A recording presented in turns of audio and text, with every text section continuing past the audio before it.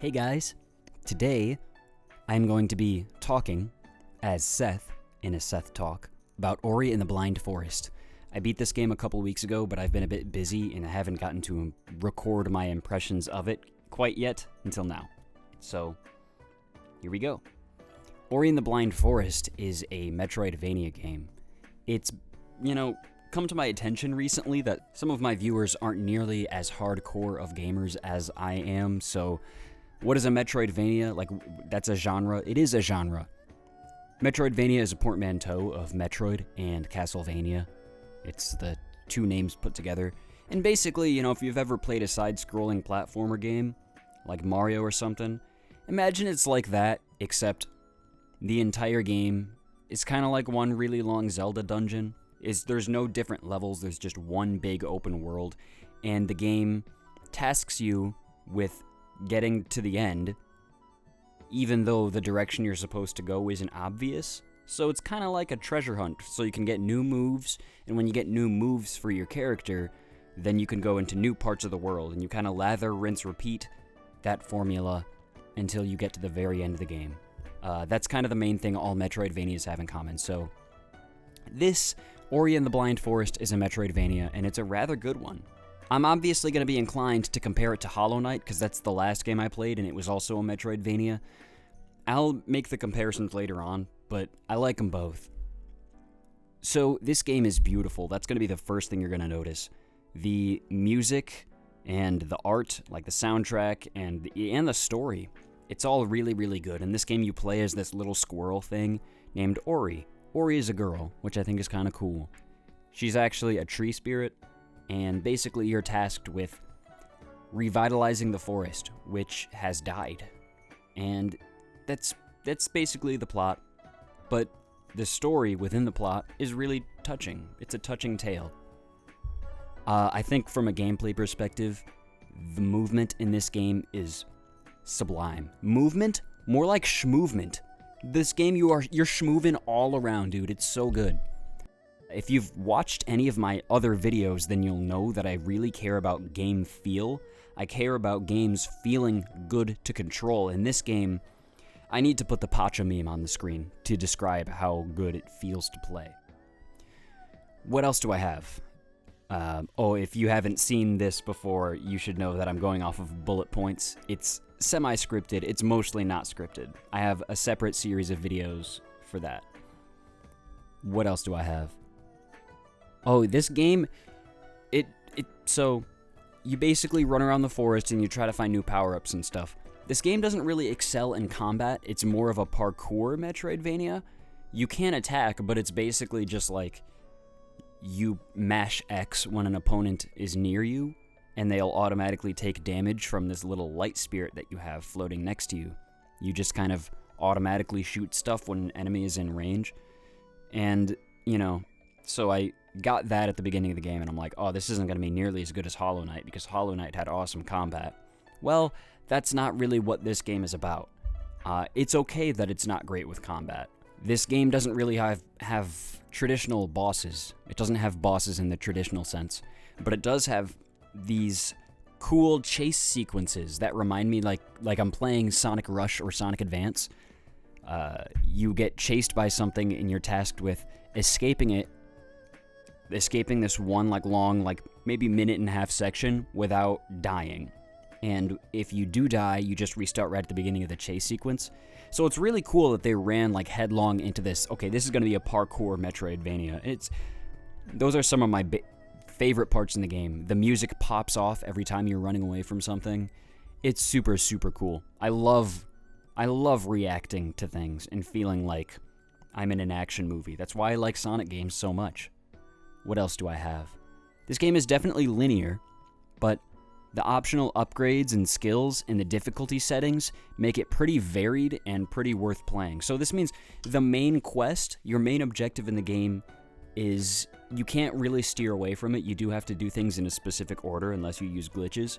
But that's okay, because there's still a lot of variety in the way that players can approach things. If you're playing the Definitive Edition, you'll know that 2 of the upgrades are optional entirely. And other than that, So, this goes into my next bullet point. Short length is a good thing here.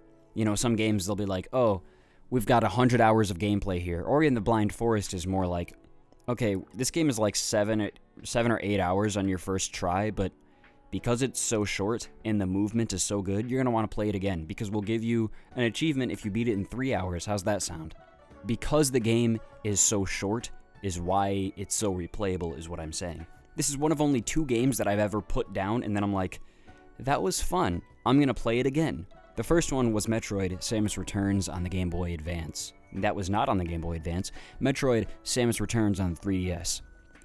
The second one was Ori and the Blind Forest. I played it, and then I'm like, wow, that was really good. And I looked at the achievements list, and I'm like, okay, there's one for doing a playthrough on hard mode, and there's one for doing a playthrough in 3 hours or less. I'm like, I can do both at the same time. I was wrong. I was very wrong. So I basically did it on hard mode, but because I kept dying, the playthrough took me 5 hours, which is still over 2 hours less than the time of my first playthrough. So I'm gonna go back and beat it a third time, so I can beat it in less than 3 hours. But I'm not gonna do that quite yet, because I've already purchased a physical version of Ori and the Will of the Wisps, which is a sequel. I'm not going to talk about that game right here, but I've only played the first hour and it's already very different. So we'll see what happens, what I think of that game when I finish it.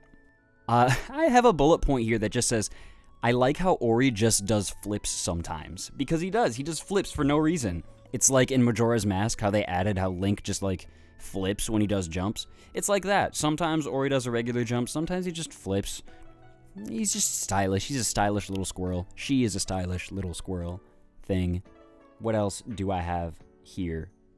Honestly, very little to dislike about this game, except that you can put yourself in frustrating situations with the save system. And that's something I haven't brought up.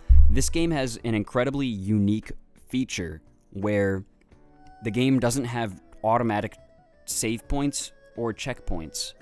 Well, I guess there are some like save stations, but the game is pretty difficult. So what it does is you have this like kind of magic meter thing, and you can spend some of it to make your own checkpoints, which are also save points.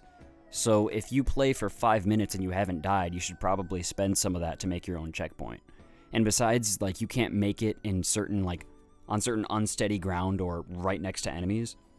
Otherwise, the game will let you make one anywhere. So if you go and collect all the optional magic upgrades, you can actually make the game easier for yourself because you can make checkpoints more often. And I've never seen another game do that. That's a really interesting system. It seems like this system's already gone in the second one, but the second one has a lot going for it. So that's very noteworthy. Oh yeah, and then my bullet point after that was, oh yeah, unique checkpoint system, very cool. Short but sweet, can't wait to play the sequel. Oh, okay. And then I have a bullet point here that I added later. It says, bruh, I collected everything. The first time I've done that in a Metroidvania. Shows how fun this game is. It's just fun to run around. And it is. It's truly just fun to run around. I beat the game on normal, my first playthrough. Then I went back into that same save file. And then I just ran around. And I got 100% of the items in like 3 more hours of game time. So it went from a 7-hour game on your first attempt to a 10-hour game on your first 100% attempt. It's still not that long, and 100%ing it wasn't not fun. See, the thing with me in Metroidvania games is I know a lot of people actually like them simply because they like collecting things. I think I partially like that, but I also just really like adventure games that make you think a little bit, and that's why I really like them. So a lot of times, I'll play Metroidvanias, and I'll get to the end of the game, and I'll have I do like exploring, so I'll do it a decent amount, but then once I get tired of exploring in a certain area, or if I get really excited for the next beat in the story, I'll just move on. So a lot of times I'll get to between 85 and 90% completion, and I don't let it bother me that I don't get 100% completion. I just play the game about as much as I want to. I know that might make me a heathen in the Metroid community, whatever. It's just how I like to play the games, and I'm fine with it. But Ori and the Blind Forest, I happily 100%ed because of 2 things. One, it's just fun to play. Like, you go back into the save file and I'm like, I just want to use this fun movement to find more things. And 2, the late game optional upgrades, they help you see into secret areas, which is really useful. Some people don't like the scan pulse in Metroid Samus Returns. I do like it because it's like, why the frick not give yourself a tool to help you find things, unless you like it when things are really cryptic, which I'm not a fan of. So, yeah, this game was good enough for me, a Metroidvania scrub, to 100%. That should mean something. My final bullet point is, I found a Wilhelm Scream Easter egg in this game. I knocked an enemy off a cliff using the ground pound move, and the enemy fell off the cliff, and he did the scream that you hear in all kinds of movies. And enemies don't scream in this game. There's no human dialogue, so hearing a human scream was so weird and out of place. And I'm like, is that just an Easter egg? Like 1 in 1,000 chance that an enemy will scream for some reason? But no. It's specifically, if you do that exact thing, if you ground pound next to this enemy and send him off of this cliff, he will do that scream. And I feel really lucky to have found it casually without knowing about it in advance. I found the Wilhelm scream. Yeah. And that's about it. Ori and the Blind Forest is a short and sweet game. Soon, I'm going to talk about Ori and the Will of the Wisps. If you like hearing my buttery smooth voice and you like hearing me talk about cool games that you might want to pick up, mostly for Nintendo Switch, but sometimes for other consoles, you can, and you should, like, comment, and subscribe to SethStories. I have some really cool projects I'm working on, but in the meantime, you're going to get some more of these low-key videos. I hope you like them. Have a great day, guys. Keep climbing. Bye.